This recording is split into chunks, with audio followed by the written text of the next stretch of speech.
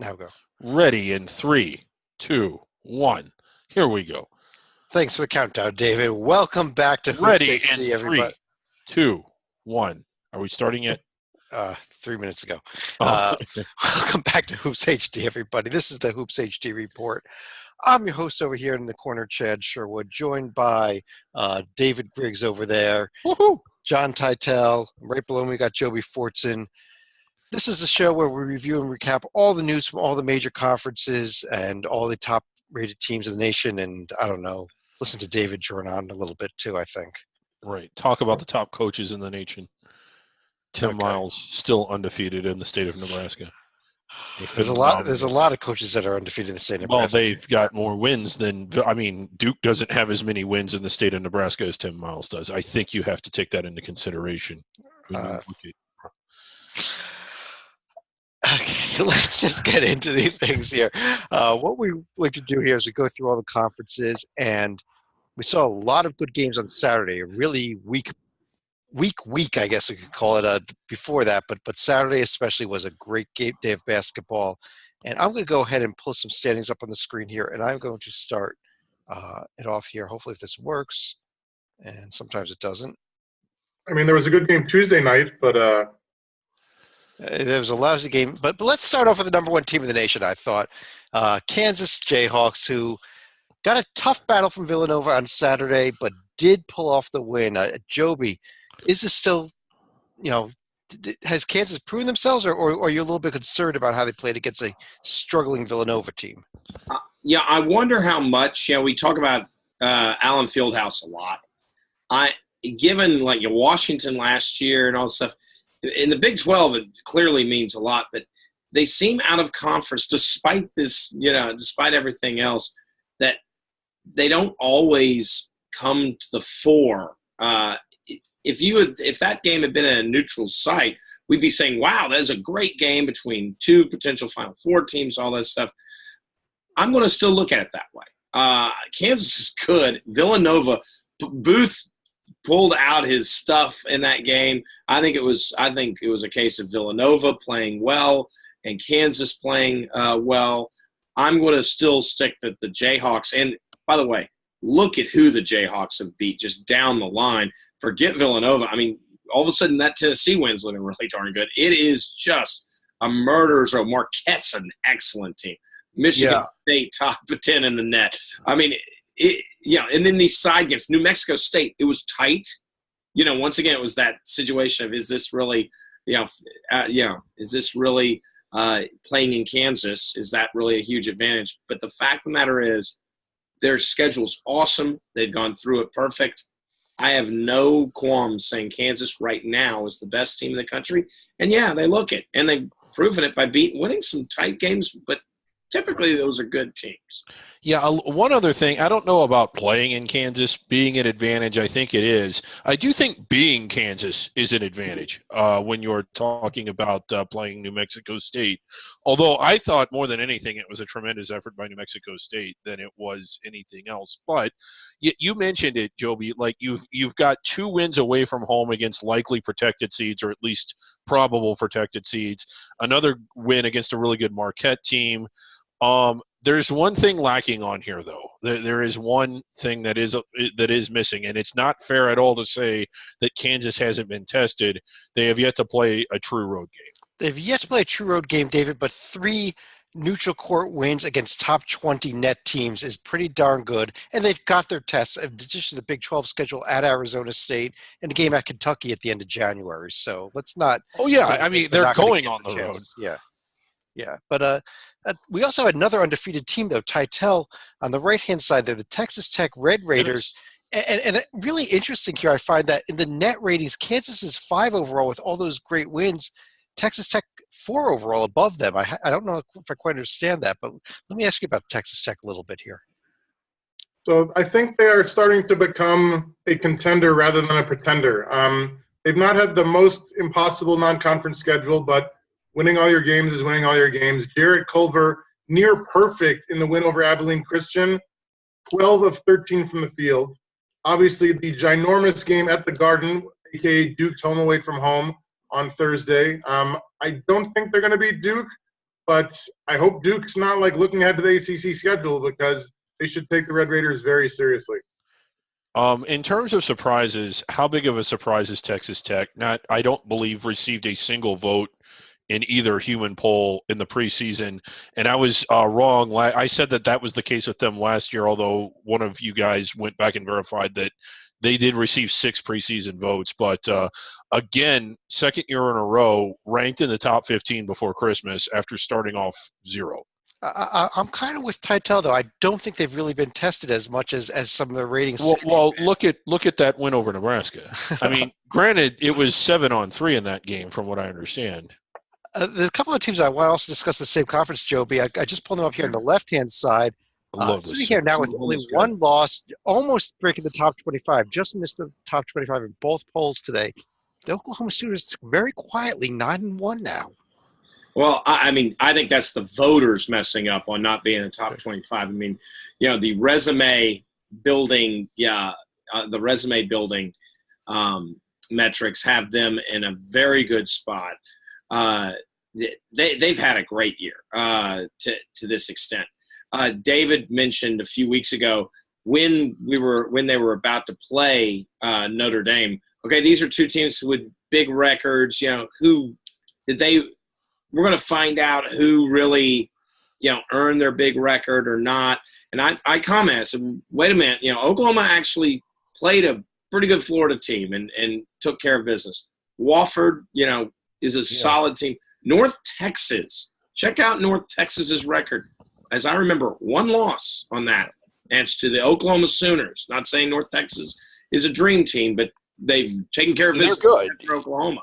Yeah, and to further your point, Joby, I mean, I think I wasn't a believer in Oklahoma when the year started, and I was less of a believer when at the beginning of the year they're sweating out Rio Grande Valley and San Antonio. I know that they blew those games open, but for a large portion of those games it was either close or they were behind. But much to their credit and the coaching job of Lon Kruger, this team hasn't just been winning. They've been beating better and better teams, and they've been playing better and better themselves.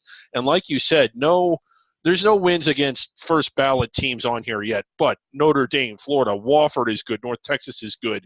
Dayton is at least, well, maybe not. We'll see if Wichita State and USC turn around to their preseason expectations. I mean, they haven't yet, but who knows if they do. And in each case, Wichita State, 80-48 was what that game was like.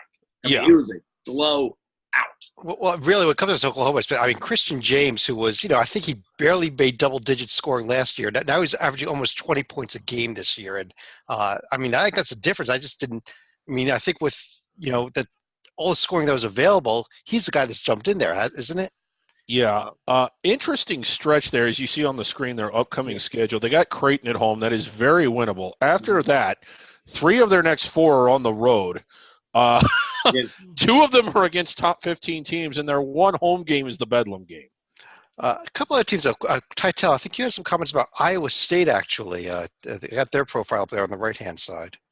So 9-2 with not a lot of meat in the top quadrants there, but the thing is for them, it's going to be a whole new roster in a couple of weeks. So this Friday, they're supposed to get back Lindell Wigginton, their star guard, and Solomon Young. Additionally, they've had 2 guys who've been suspended for most of the season in Zoran Talley and Cameron Lard, who are both back from suspension. You talk about sometimes a guy will transfer in the middle of the season and the team will add him after the end of the first semester. They're adding like 4 new guys to their lineup. I think they're going to be a contender because they're adding so much talent who hasn't been on the court for the first month of the season. Yeah, and didn't really cost them. A loss at Iowa, a neutral court loss to Arizona, nothing to completely hang their heads on. And they still have 2 weeks really until their next real test on January 2nd. Right. Other than the Eastern Illinois game. And they have time to bring these guys in. Yes, Kansas is in your face. But besides that, it's the bottom end of the Big 12 that they will face along with Eastern Illinois to get them ready. It's Oklahoma State, who, has some nice wins here and there.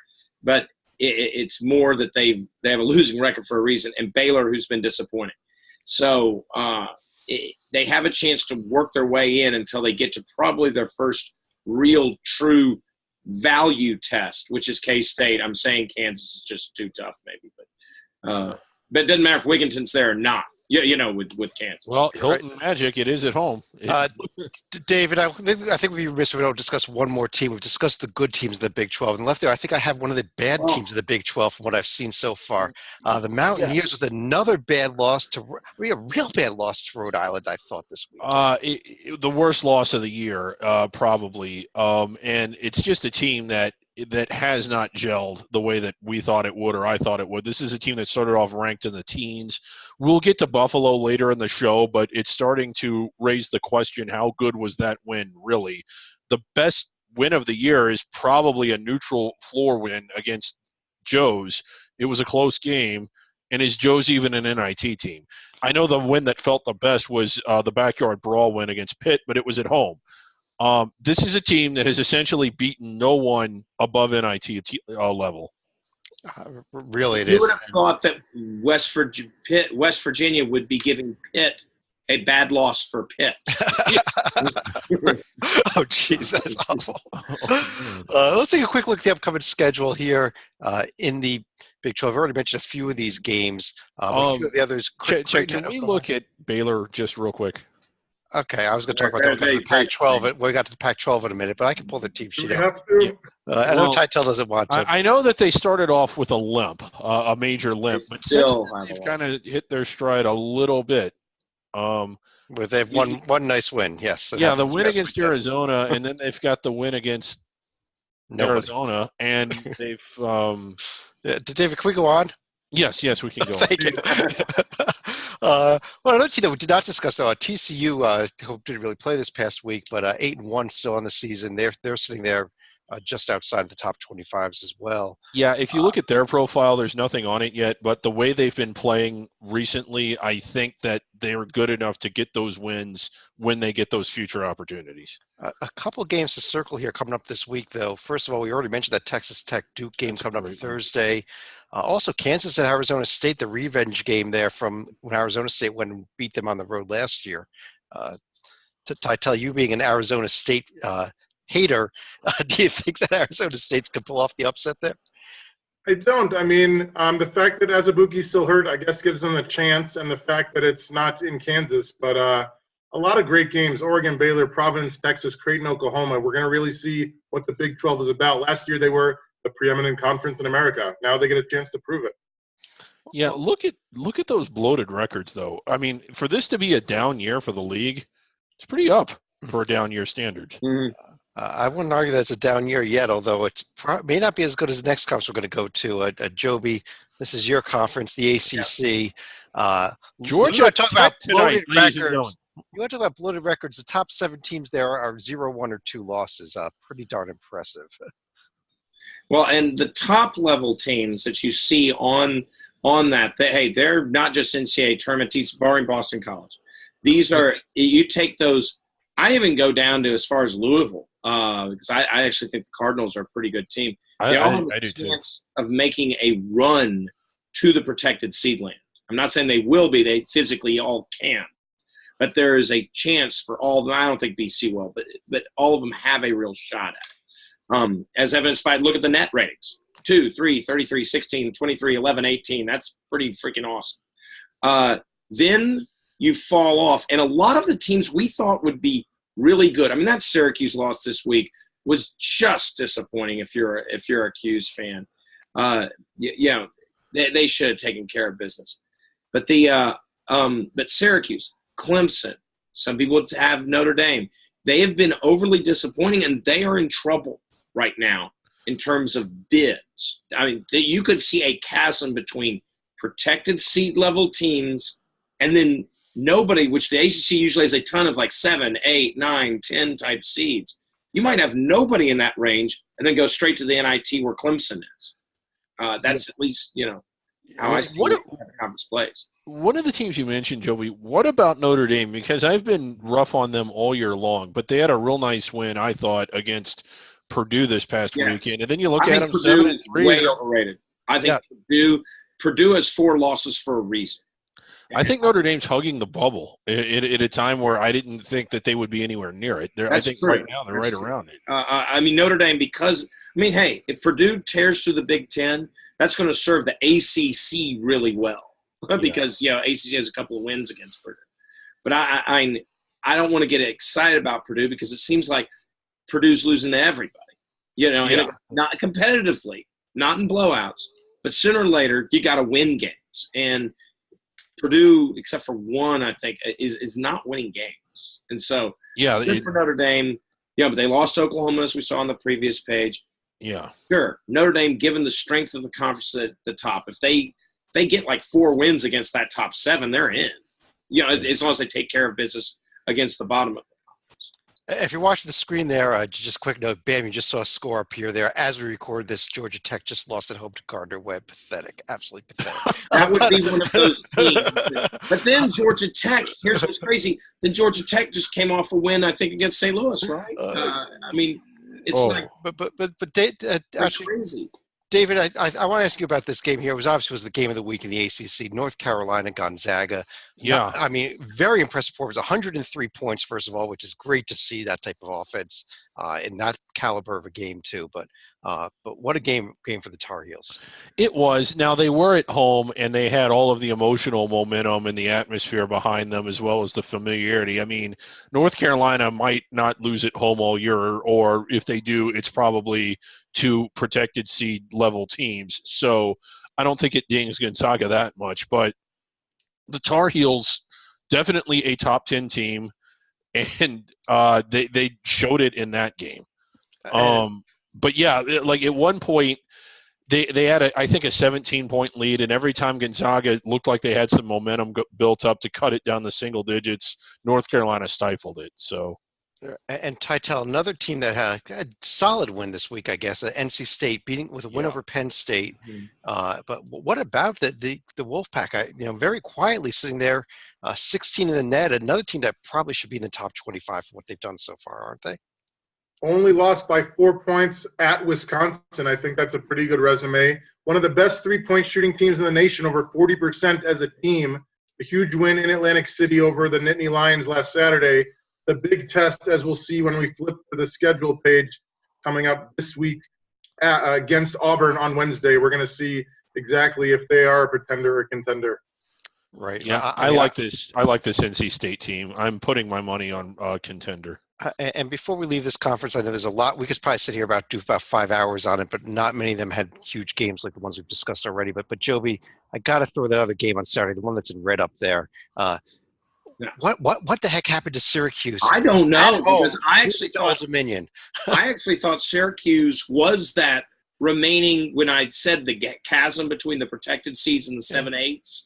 I actually pegged Syracuse for that 7, 8, 9 range before that game. But you can't do that. I mean, you get one. I mean, we'll see how they play the rest of the year, and they have some decent wins. At Ohio State, yeah. Yeah, at Ohio State. I mean, Georgetown, the rivalry. I mean, Georgetown proved this week their record's bloated. But, I mean, it's Syracuse was that team that was in the middle. This is the sort of loss that really hurts you come March. Really hurts you. I'll defer to Titel, obviously, on that. But Old Dominion is not going to be a top 100 net team at the end of the year. It is going to be a tier 3 loss, I dare say. Especially since it's at home and the tiers go up that, are less generous as you are at home. That's going to be an anchor. I'm not saying it's the disqualifier that definitively ruins them. They go 9 before with their out of conference. Had they won this game, they go 9-9 in the ACC. They're probably in that 8, 9, 10 range. Now they go 9-9. That Old Dominion loss is really going to weight their resume. Titel, I got to pull the upcoming schedule here. Speaking about what Syracuse is coming up, you didn't think it would be, but this may be their biggest game of the season coming up this week. Is it not? There it is, Tuesday night. I think so. I mean, it's hard to say. Like, Georgetown should have beaten them. They needed a shot with 2 seconds left, not to upset the Hoyas, but to beat them. And then they got dump trucked by ODU, who is a good team. The fact that Syracuse is favored gives me some concern. Like, I'm not convinced that they should be favored even at the Carrier Dome against a very good mid-major team in Buffalo. I think Buffalo's the better team. I don't know if they're so much better that they can go to the Carrier Dome and win. The one thing about that ODU game, if you watched it, Syracuse had a double-digit lead in the second half. Yes, I did watch it. I mean, when a team plays the kind of defense Syracuse plays and they're up double digits against a decent by under the radar standards, but not even good by under the radar standards Old Dominion team, you just assume that they're going to win, and they didn't. ODU also had the win over VCU, but that's kind of a rivalry game, and they beat them at home. This was a surprise, one of the bigger surprises of the day. The other huge upcoming game there coming up on Saturday, just after playing Gonzaga last weekend, North Carolina now is part of the CBS Sports Classic along with the Ohio State UCLA game. North Carolina and Kentucky. David, let me ask you about that game. What do you think about it? Well, one team has really proven themselves, and the other team, their best win is at home against UNC Greensboro. Yeah. I think that sums it up pretty good. But remember, I would dare say that win that North Carolina had obviously proves themselves against Gonzaga. But before the Gonzaga game, you had a similar situation where the best win was a game while on the road against Wofford. So, I mean, North Carolina's resume, except for the Gonzaga win, is bare. But that's like saying, hey, Gonzaga's win resume is pretty bare except for beating Duke. Yeah. I mean, that's a big, deal. But I understand. But, North Carolina, we're going to find out a lot about Kentucky now this week. A lot. I think we already have, but okay. I think we will. Let's see what they do. I mean, they could surprise us. But let's turn over to the Big East. And Titel, there is one undefeated team left in the country that is not in the rankings in any polls. And amazingly, it's a team that's in a Power or a Power 6 conference, at least if we include the Big East as a Power Conference. What about the Johnnies getting no love from the voters despite not having lost yet? Yeah, it's similar to a Texas Tech situation in that the schedule has not been great. 240 is SOS, but winning all your games on the schedule counts as being undefeated. They have a couple more cupcakes coming up before Christmas, St. Francis, New York, and Sacred Heart. And the big game, they go to Seton Hall on December 29th, their first real test, I would argue. So I was at the Georgetown SMU game last weekend, and I was sitting next to a guy who does scouting and is from the St. John's area. He says, I was like, wow, Shamori Pons is really good. He's averaging over 20 a game. The guy laughs. He's like, if Pons put forth more effort, he could score 30 a game. But he doesn't, which is why he's still so good that he can score 20 a game without giving it 100%, which I don't know if that's something where Chris Mullin needs to get more out of him or if that's just who he is. But I was surprised to hear that a guy, if he gave more effort, could score 30 a game in Division I. Yeah. I'm going to put money down that their top win, which is Georgia Tech, 67 in the net. I'm going to just say after tonight, I don't think Georgia Tech will be their top. After that loss, we'll see what happens with all these numbers. But actually, Titel, I want to stick with you for another second here because you want to discuss we already discussed the Kansas-Villanova game, but I'm sure you want a few seconds on what happened Tuesday night. And you called it here last week, as I recall. I'll take the credit, I guess. But, I mean, it was unbelievable. They could not have beaten Villanova anywhere but the Palestra on that given night. The crowd was really into it.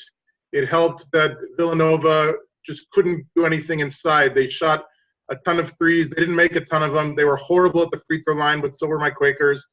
And they just pulled it out at the end. I was overjoyed. It's Villanova has owned Penn for 15 years. They've owned the Big Five for the past 25 games. And it's certainly a marquee win on Penn's resume. If you had told me even 2 weeks ago that we beat Miami and Villanova back-to-back, I'd have thought you were crazy. Still not sure if we can win the Ivy League, but everybody in West Philadelphia is in a very good mood, obviously, this month. David, one other game on Saturday. Butler gave a game effort against Indiana. I was kind of surprised at how well Butler played. I didn't think they were as good as that, but do you think they really are, even though they lost by 3? Well, relatively speaking, they led that pretty much the entire game, and then Indiana, seemingly for the second Saturday in a row, trailed the entire game, but then somehow came back to be ahead at the end. I'm not a strong believer in Butler yet, but having said that, outside of Marquette and Nova, and maybe Seton Hall. I'm not really big on that many teams in this conference. So it wouldn't it wouldn't shock me too much if Butler were at least competitive and finishing in the top half of it. Let's go to the upcoming schedule then here in the Big East. And Joby, let me ask you: is there any games that you're really circling this week? I personally only see like maybe the game on Friday with Marquette. The one that jumps out to me. Well, Buffalo Marquette's. Yeah, really good, obviously. But the one that I'm intrigued by is because we talked about Oklahoma a lot. I do want to see this Creighton Oklahoma game. That's going to show a lot. We talked about Oklahoma's proven themselves against the Creighton types. Can they do it yet again? Kind of that NIT, NCAA bubble-ish team. And this is Creighton's opportunity yet again to try to go on the road. They beat Oklahoma. I think Creighton, for now, David, can join that group of, hey, this is a team we need to talk about for the NCAA tournament. Right. The other game is UC Irvine Butler is intriguing to me as well. If they go there and if they go to Oklahoma and beat them, I think you're absolutely right, Joey. Because in my opinion, that just elevates them to a level that they're not at right now. A couple other big games there. That Buffalo Marquette game, big week for Buffalo. I know we're going to get to them in a little bit. Seton Hall at Maryland. I know the Hall beat Kentucky. If there's anybody that's kind of knocking on the door of a bid, it's them, and Maryland kind of needing that one too. I know we'll talk about them when we get to the Big Ten. But how about this Co-College Creighton game? Good job by Creighton. Well, they got the trip to Oklahoma 1 day back. You got to give them a day off. Come on, David, be nice. So why just not play anybody?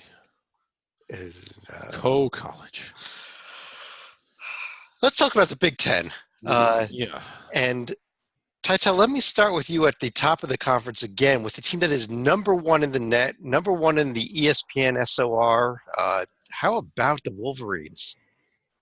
How about them indeed? I think that I agree with Joey that Kansas is the best team in the nation, but Michigan is not that far behind. We talk about teams like Texas Tech and St. John's that are not getting it done against a tough schedule. You look at Michigan, destroyed Villanova on the road, destroyed Providence neutral site, destroyed North Carolina at home, destroyed Purdue at home. They're beating these teams by 10, 15 more a game. Barely got by Northwestern on the road, but 11-0, arguably the best schedule in the country so far.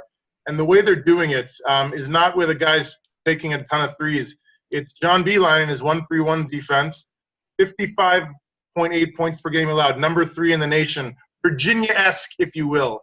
They finish off this month with 2 cupcakes in Air Force and Binghamton, favored in each of their next 6 games by at least 8 points in each game. I cannot wait for a month from Wednesday, January 19th. They could be 17-0 when heading to Madison to face a very good Badgers team. Must-see TV. It is. Yeah, you're overlooking that Indiana home game a little bit there, but I do think they agree with you if they win. But David, when you look at that resume, the left there, you have 3 Tier 1 wins, 2 of which are on the road. I think I agree with Tytel. That is the best resume in the country. It is. Well, we've been putting them on the one line. Right. Like they were number 1 overall the last couple of weeks, and they were 2 overall this week. But how can you not? It isn't. They haven't just beaten protected C caliber teams; they've beaten them huge. Right. And to win at Villanova, that's pretty remarkable. A couple of the other games from this week that are up on the screen. Joby, we saw. Michigan State's still there. Indiana, Wisconsin, Ohio State. Who else? How many bids? What type of league are you looking at this? How many teams are you going down when you look through this conference? I think it's pretty deep. They are the conference that will fill in those. When I said the ACC has that chasm and is missing that middle, these guys fill in the middle very nicely. With your Nebraskas, your Marylands. If Wisconsin doesn't make a protected seed or Indiana doesn't make a protected seed, they certainly fill in that 5-6 range very nicely. This is a strong conference. Obviously, I think we're looking right now more than I said preseason. I think it'll be right now 8 bids is conservative almost. And we mentioned a little bit earlier. Yeah, Dave, we mentioned a little bit earlier. I can put them on the right hand side of the screen. One team that is not looking like a tournament team on the right there. What about the Boilermakers? Well, I was still a believer in them until this past weekend, where they just didn't look that good against. But it wasn't that Butler had this incredible Notre game. Dame. Notre Dame. I'm sorry, Notre Dame. It wasn't that Notre Dame had this incredible game. It's just that they looked bad and getting blown out at Michigan. Although not any shame in that. But when you look at their losses, like a close one to Florida State, they were right in there with Texas. I was just like, well, this is a good team. They just haven't gotten the big wins yet, but they will, and they still might. But as of now, they've beaten no one. Well, Ty, you're our selection committee guessing expert. What do you do with a resume like that, where all the losses are tier one, but there's a huge pile of them, and they weren't really close games for the most part? Well, I guess a couple of them are. I think most of them were, except Michigan, to be honest. Yeah, actually, yeah, you're probably right. But go ahead. No, right now I put them squarely on the fence. The fact that 4 of those 5 top-tier losses are by single digits makes me think that they're right where they should be. I mean, you see the distinction. They beat the bad teams and they lose to the good teams, which means they're an average team. And obviously they're going to have tons of chances in conference play. Very interesting game against Belmont, arguably one of their best not one of their best non-conference because they have all these other teams. But it is actually. I mean, Virginia Tech, Florida State, and Belmont. Yeah, that would be their 4th best net rating there, non-conference. So that shows you what the Bruins are doing. Can we look at another team real quick? Sure, David. What team? And I'm curious because I don't have an opinion. I've got more questions than answers about the Buckeyes. Not an impressive showing at all on Saturday. And on paper, looking pretty good. Winning at Cincinnati, only team that has. Beating Creighton at Creighton, I think the only team that has. But I hate the term eye test because, you kind of go by their profile, but they sweat against Samford a lot. They hosted Syracuse, didn't beat them. Now, that is their only loss, but Bucknell went in there and really should have won that game. Really should have. Yeah, it was not, and this is not even the Bucknell team that we've had the last few years in the Patriot League. This is a down year for Bucknell. So yeah, I kind of agree with you. I think it'll be interesting on Saturday against UCLA, although UCLA is pretty lousy also. So we may not really know about the Buckeyes until conference play. Yeah. And this is where I think the net actually shows it's a pretty quality rating because when we're just looking lazily at resumes, which I kind of play into with the J&G, I play into the human laziness. The fact is the net recognized that Bucknell game, Ohio State, you played poorly, and they punished the Buckeyes. Remember, the Buckeyes were consistently a top 10 net team. Now they're at 24. That is the Bucknell game. If you look at all the metrics, the net is, other than the Ken Palm, it's their second worst metric. And that's where the net is really hammering them compared to anything else, if you look at that. But let's look at the upcoming schedule here in the Big Ten. It should be flashing up on the screen any second now. Any second now. And there you go. David, is there anything that really stands out for you that we haven't discussed yet in the upcoming week? A couple here. Purdue has got to – they're better than Ohio, but they better not overlook them. I mean, things can go from bad to worse pretty quick. Duquesne, we'll talk about them in a little bit. Having an up year big time by their standards. Penn State, a team that we kind of liked. We didn't talk about them, but they've kind of underachieved. We kind of liked them coming into the year. That's not an easy game for Penn State, and they really, really need that one. Other than that, we kind of talked about Penn State has been the same team going to Alabama, so it's a big week for Penn State. And also circle Saturday, that's a rivalry game there, Illinois, Missouri, the bragging rights games. Yeah, the bragging rights games. That's always fun, although this year neither team is good. Let's head over. I'm not going to watch the bragging. Okay. Let's look for the SEC. And Joby, we've got not the sort of where we want to start, but maybe we need to start with a couple of these teams up top here, especially Auburn and Tennessee, who's now number 3 in the nation. They are number 4 in your rankings. Yeah. The team that I'm actually seeing, hey, Tennessee's up there, and one of the reasons why is obviously the Gonzaga win, which maybe some of the luster came off just because Carolina won at home, though.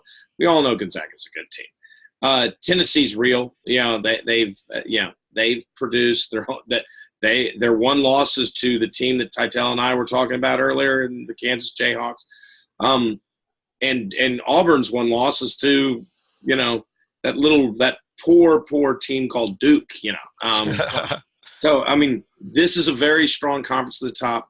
I would point out what the game that impressed me, though, the most over this week involved that third team. The third, Titel. I know you want to discuss them also. But. Yeah, so I'll let Titel go, but it's a segue to Titel. Very impressed this week with the Bulldogs. Yeah, you got to give it to the Bulldogs. They are 9-1, I think it says, and kind of a situation where they haven't played a ton of great teams yet. Their only loss was by 5 to Arizona in Vegas, which sadly is looking like a Tier 3 win at this point. Tier 3 loss at this point. Lamar Peters, I thought this team was going to be about all the big men. They had McDonald's All-Americans and Reggie Perry and returning guys like Eric Holman. Lamar Peters, his last 5 games, 25 of 44 from behind the arc, which means he's taking a ton, but making a ton, 5 a game. They're favored in each of their next 7 games. It could be 16-1 before the gauntlet at Kentucky and hosting Auburn in back-to-back games in January. I mean, good Lord. David, when I look at this conference, also beyond these top 4, where I'll include Kentucky in that group there, I thought that we'd see a lot more strength out of this league, and I don't know that we have. I mean, you're looking at is it Ole Miss or is it LSU the next best team? LSU just coming off the Houston loss. I like this LSU team despite the Houston loss. Vanderbilt, who had a real nice win the night, real nice, has been really impressive. Not so much. It's just we didn't know what to make of them coming into the year, and then they were dealt injuries. Yet here they are, still 8-2 overall or 7-2, I guess, having a really big year despite everything they have going against them. That's one of the better stories, and you kind of hope that they're able to finish the deal off and make the big dance because, Bryce Drew doing a hell of a job there. Yeah, they should be coming up there on the screen in a second here. On the left side, if the screen will update for us. There it is. The Kent State loss being the only disappointing, but now their best win in the season tonight over Arizona State. Yeah. And Joby, I can't figure out the team on that I just put up on the right there. Still getting votes in both the polls, despite being 5-4 overall. The Florida Gators, is there anything there, or is it just pollsters voting for the name? I of course they're voting for the name. But, the fact is that this is a very – add some more, let them play Mercer this week and Florida Gulf Coast in 2 weeks. And you know what we got? We got Purdue. I mean, it's the same resume, isn't it? Don't let the 5-4 fool you. They're going to be 7-4 soon, and we'll find out against Butler later how they can do it. And can they make the tournament? Certainly, because the SEC gives you opportunities. But man, you got to win some of these. It's what we were talking about with Purdue. You got to win some of these or you're in trouble, and they might be in trouble because they didn't pull off those wins like that game against Oklahoma that we referenced in the very first conference. Titel, let me bring you back in here. I'm going to bring up the upcoming schedule in the SEC. We've discussed a few of these games in connection with the other conferences, but some interesting games still, though, in the league. I think that Auburn-NC State tonight, for example. The one I got my eye on is right in the middle. Furman at a underwhelming LSU team. I think LSU is favored, but similar to the Buffalo-Syracuse game, I don't know that they should be.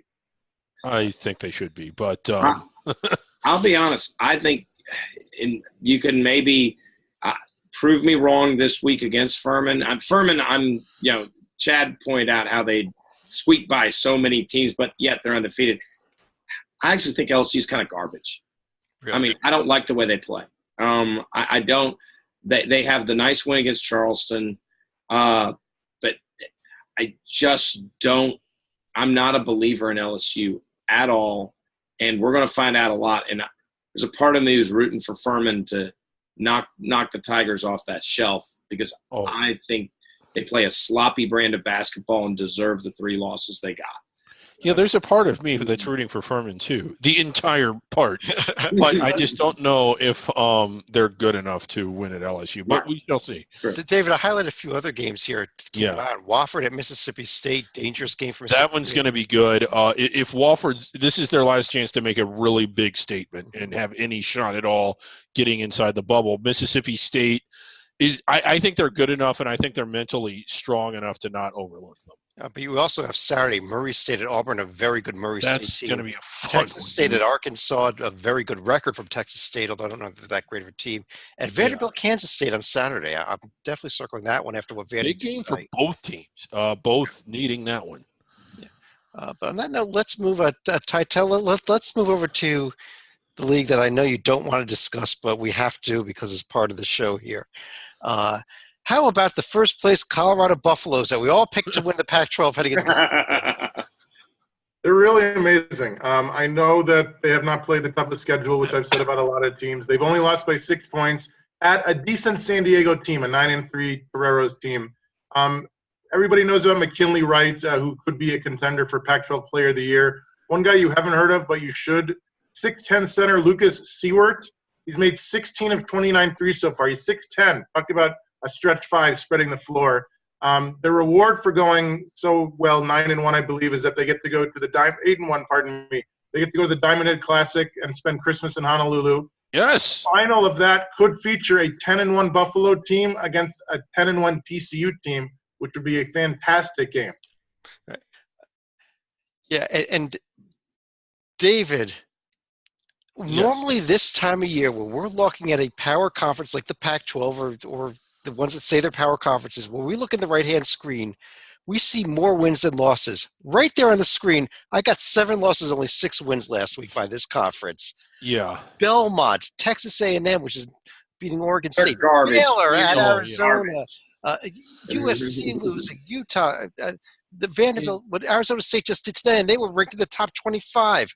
What the hell's wrong with the Pac-12?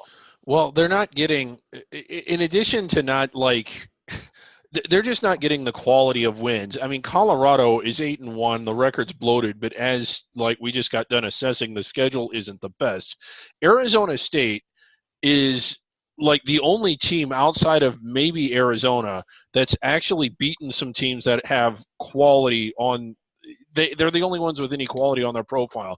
UCLA, all their wins have come at home. Oregon, done nothing. Oregon State, bloated record, but a weak schedule.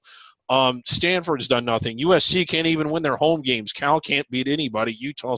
I mean, they're just – it's a lack of wins, but more importantly, it's a lack of quality wins. Nobody has any.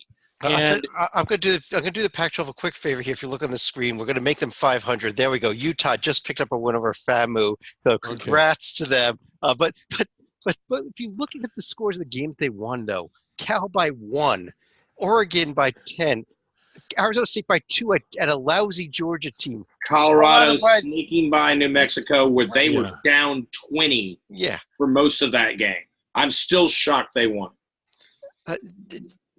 Joe, do we need to relegate this conference down to under the radar? I mean, is that how bad this league is? Well, the thing is, let's not do that. But the fact of the matter is, after tonight, they might not have a ranked team.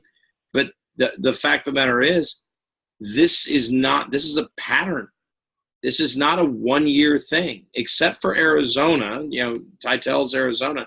This conference has not been producing consistent people in the tournament, and that includes the Bruins. There have been several years where they are on the verge of 1 or 2 bids, the 2 bids happening because the 1 bid that is assured, like in Arizona, gets upset in the tournament. That's like saying, well, this year, Gonzaga's in, but if they all of a sudden lose to somebody in the tournament, well, hey, West Coast is a 2-bid league, even though this year the West Coast might be better than Pac-12, actually. And I'm not – that's a straight hyperbolic taste, at least at the top. The West Coast is probably better than the Titel, let me ask you that question, though. What is wrong with the Pac-12? So if I had to put my finger on one factor, I would say the talent drain to the NBA. You look at the teams in this conference. Defending MVP, James Harden, ASU, he did not stay 4 years. MVP the year before that, Russell Westbrook, UCLA, he did not stay 4 years. Granted, he didn't need to because they were so good. Arizona, #1 pick last year, DeAndre Ayton. Washington, #1 pick the year before that, and Markelle Fultz. The coaches in this conference are great recruiters and can get the best players in the country who turn into some of the best pros in the world. However, unlike some other conferences, a lot of these guys don't stay 4 years. I know guys at Kentucky and Carolina and Duke all leave early too. But when you have to keep replacing guys year after year, even if you bring in a guy like Lugens Dort for ASU or Bull for Oregon, it's hard. There's a drop-off. And, like, I know they shouldn't be losing to a Vanderbilt team that doesn't have Darius Garland and a Belmont team, period. But they do. I don't think it's coaching. I don't think it's because they have bad players. It's talent drain. All the good guys go to the NBA every year, and you got to keep refueling and recalculating and reloading every year. And do you see a little bit here of what Nevada and Gonzaga have been doing there, taking some of this West Coast talent that's been going to the Pac-12 schools, or do you think that's not a factor? I guess that's part of it, although the fact that, like, Nevada has the Martin twins who transferred all the way from NC State. True. And Gonzaga has guys from all over the world, Rui Hachimura from Japan and Killian Tilly from France and stuff. I'll give you that. I suppose that some players in the West Coast don't automatically assume Pac-12 where they would have even 5 or 10 years ago, but I don't buy that as the main factor. David, I'm going to pull up the upcoming schedule here. If anybody wants to bother watching Pac-12 hoops for any reason, is there any? Right or Wazoo? You got UCLA at Cincinnati, big week for them, yeah. right before they have the Ohio State game. But anything else that you're circling there? We mentioned it earlier. Oregon, Baylor, big game for both teams. Mm-hmm. And of course, we also mentioned the Kansas-Arizona State game. Yeah. And UC Davis and Montana are both traveling to Arizona this week. All right. Maybe a 2-0 week, Titel. I hope. Let's go to the American Conference, where we have yet another undefeated team here, Joby, the Houston Cougars at the top of the conference. Proved themselves this week a little bit. I know that, like I said, I actually think it might have been a case of LSU being garbage. Yeah, than Houston. But hey, it's a win. It's a legit win. Good for Houston. And don't pass over that St. Louis win. Don't paste over it quickly. I think St. Louis is a good team. At least bubble-ish quality level. The A-10 might not allow them the opportunities to actually become a real at-large considered team, but it's a good team. And so Houston, hey, are they 10-0, the level of Kansas, Virginia, Michigan? No, they're not. But I actually think that they are right now, with the resume they've put together, they are a protected seed level right now. Now, will that hold? I don't know. You lose a few times in this conference, and that could really weigh down your resume. But for now, I'll give Houston a little credit. Titel, this week, a 2-0 week this week, also for Central Florida, including winning the Battle of Orlando there over Stetson. But what about UCF? Is this team for real now? I really like this team. They have 2 losses by a combined 3 points. They're this close to being undefeated. Our big man in the middle, Taco Fall, is starting to get it done. He still doesn't he makes every shot he takes because he's 7'6", but he doesn't take a ton of them. Luckily, the defense is still there, averaging 5 blocks a game over his last 4. However, Hack-a-Shack is the key here. He's shooting 5 of 18 from the free throw line. However, because this conference is garbage, UCF is favored in each of their next 13 games. Dream about a scenario. They could be 22-2 in February, late February, when they head to Cincinnati. Ooh. Yeah. David, what about that Cincinnati team? We already mentioned their Mississippi State loss, but yeah, but I mean, we also mentioned how good we think Mississippi State is. They've got 2 losses on the year, one to Ohio State in a game that, if you missed it, don't go back and watch it. It was awful. And another one at Mississippi State who plays in a power conference and who is going to have a very strong home record. So I still like the Cincinnati team. I still think they'll be in the top half of the bracket. Yeah, I'll put their profile here on the screen in a second here if we can get to come up here. But the reason it wasn't coming up, Chad, is because you spelled it wrong. Yes, I know that. That's why I was trying to stall there. You screwed it up. That's why there was a problem. But there it is. I mean, both their losses are Tier 1 losses, and they do have a Tier 1 win over an Ole Miss team. I don't think that'll be a Tier 1 win at the end of the season, but it is for now. Yeah. But Titel, I know you're a Fran Dunphy fan, obviously. I want to pull up the Temple Owls on the right-hand side there. While the net doesn't like them, a lot of the other metrics do so far. Is there anything here with this Temple team this year? Could be. I mean, I can't wait for them to play Penn next month. We'll see the old Big Five rivalry getting renewed, and Dunphy's final year, his last game ever against his former team where he had so much glory during my long time ago attendance at your old Penn.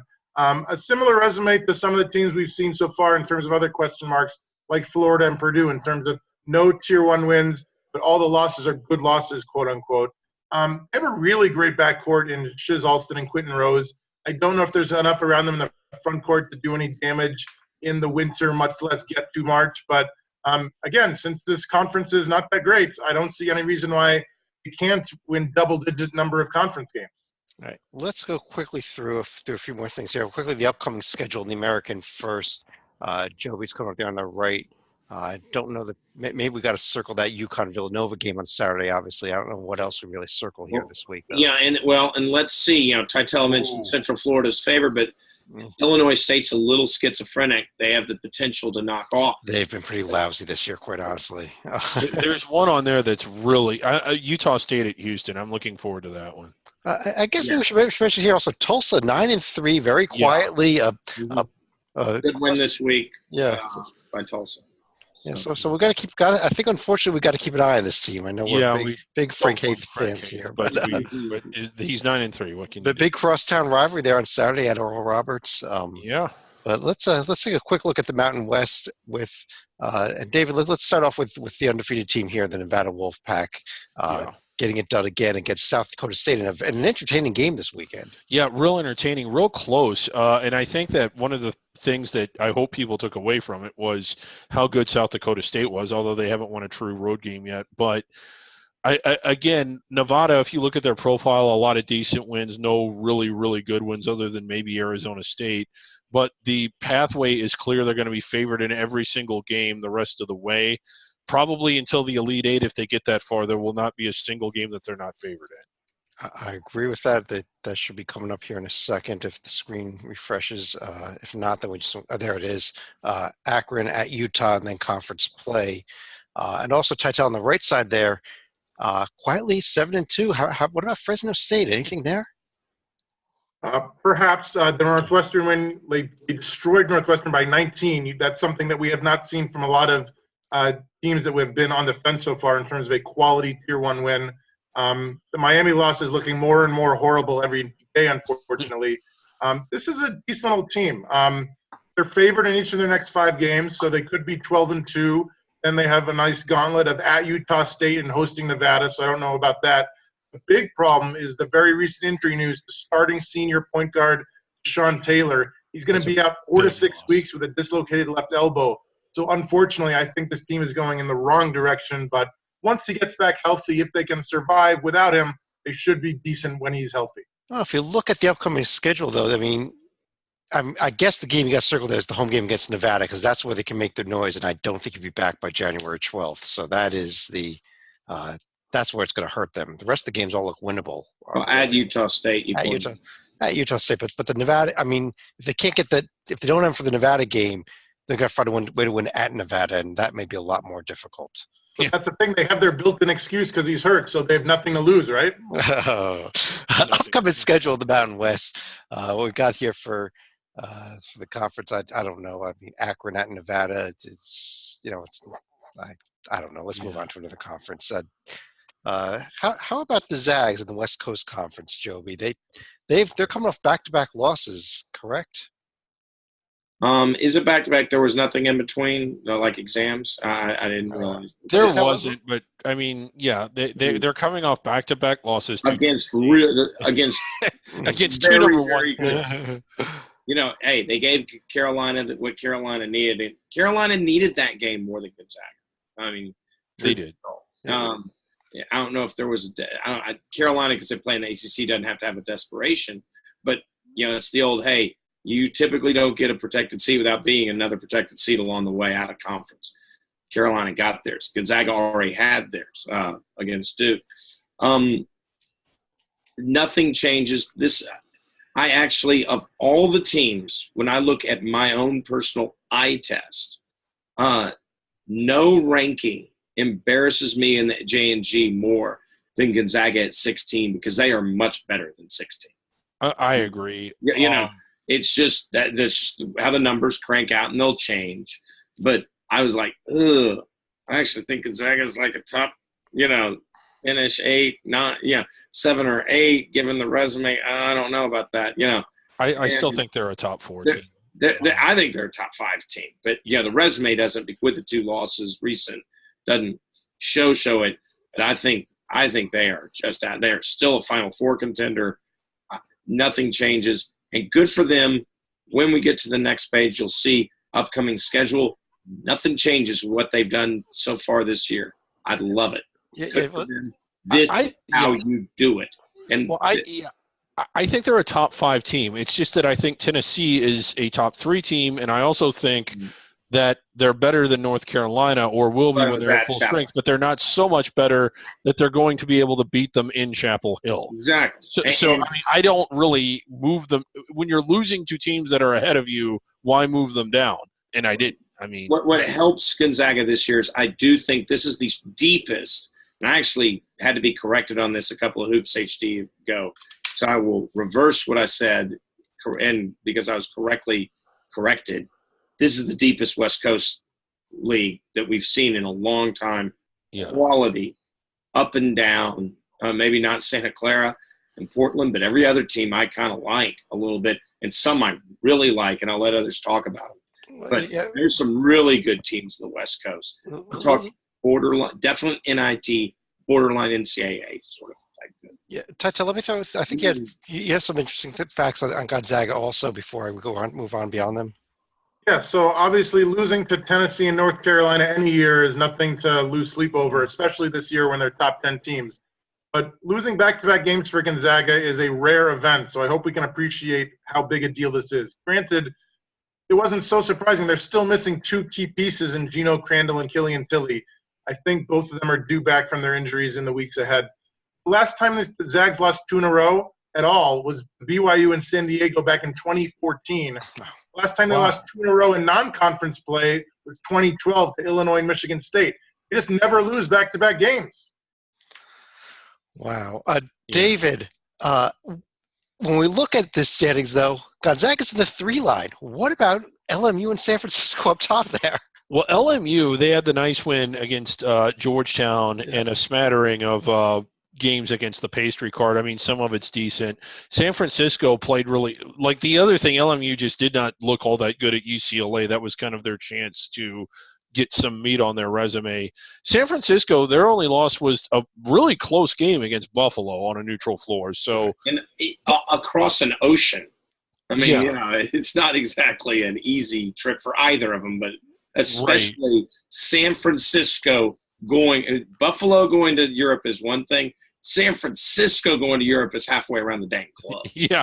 I mean, San Diego, another good team, has a nice win over San Diego State. They're kind of a team to watch. So really the top, I mean, you have a 1 seed caliber team, and then you have 3 others that might be hovering around the bubble by the end of the year. Yeah, and there's the upcoming schedule. You see Gonzaga is hosting Texas Arlington, so that losing streak will end. Then they've got Denver as well. So kind of a week off this week for them. San Francisco, a couple of games also. I don't know if there's anything maybe the San Diego-Washington State game. San Diego should be favored in that one.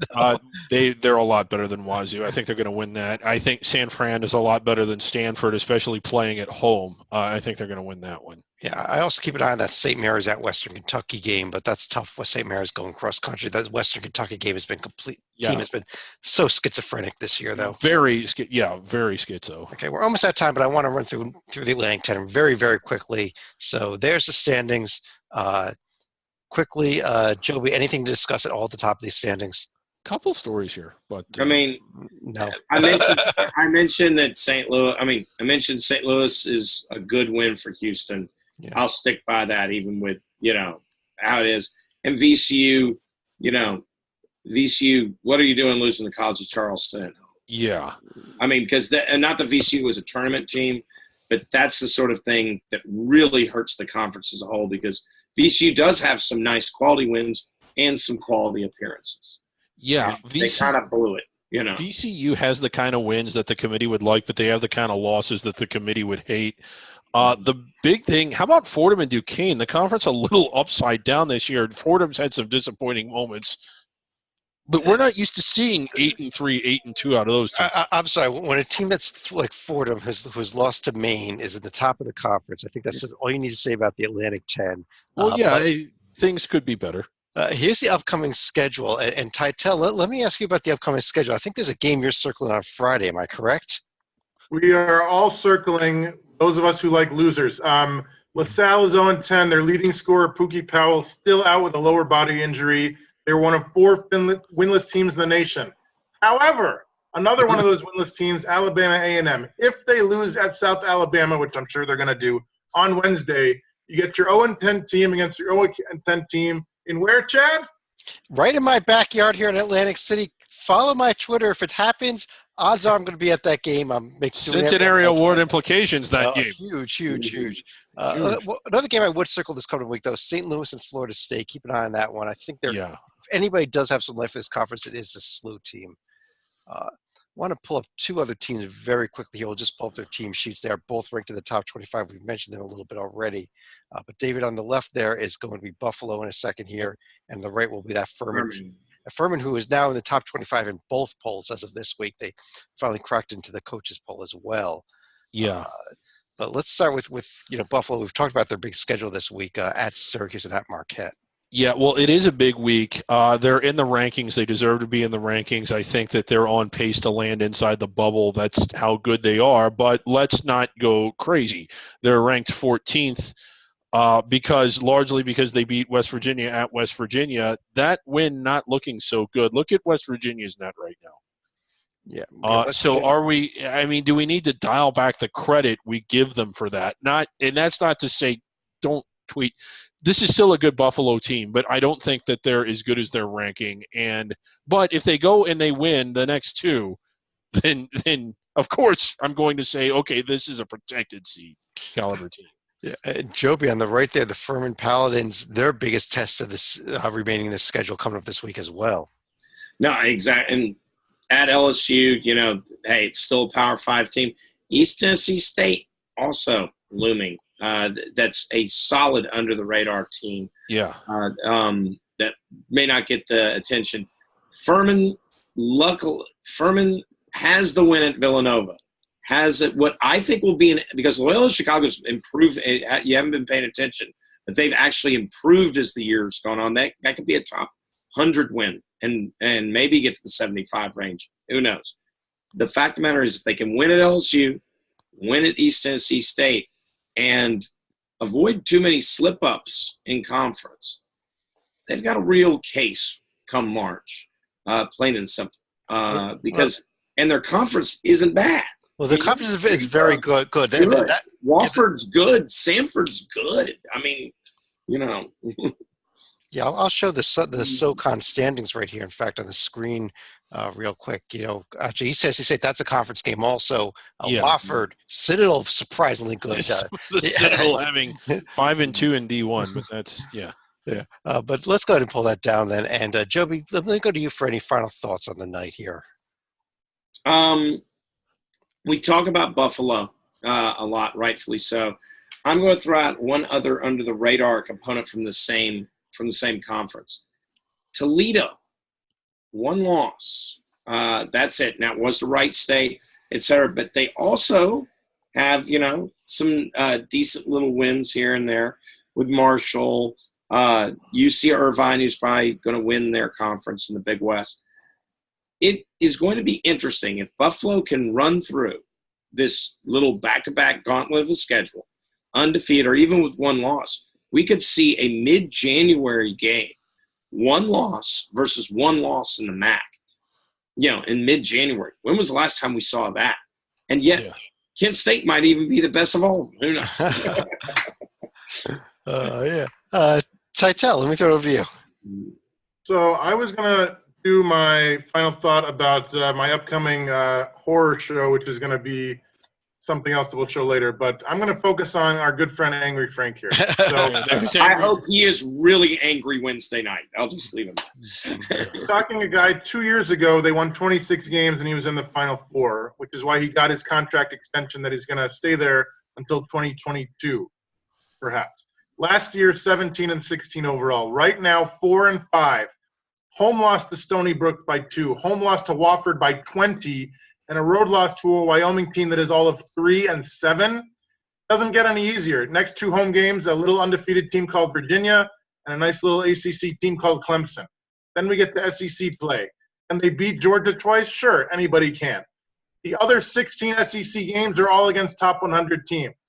They start 3 freshmen. They're very young. A.J. Lawson, T.J. Moss, Keyshawn Bryant. So there's a reason for this. It's not like has a Final Four caliber team and is just underperforming. He got his extension in 2016. You better check that $4 million buyout clause because I don't know if he's going to make it 2022.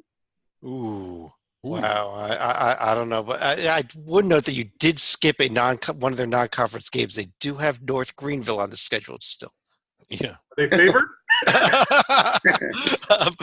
David, let me throw to you for the final thoughts of the night. Again, it's just I think we kind of covered everything. It was an exciting Saturday and all of that. I just find it interesting that we just didn't work. I have no final thought. Okay, I don't know what that was, David, but thank you for saying nothing. And I guess on that note, on behalf of John Teitel, Joby Fortson, David? Yes? Okay, how come I had our hands on my screen? Oh, well, I was just going to say that we weren't able to work him into the show today. Sorry, he'll be back next week. Well, on behalf of Handy Handurahan, I'm Chad Sherwood. Thanks for joining us. We'll be back again Wednesday night with Under the Radar. More Hoops HD report next week. I think we'll be recording Sunday night next week. But have a great week, everybody. We'll talk to you real soon.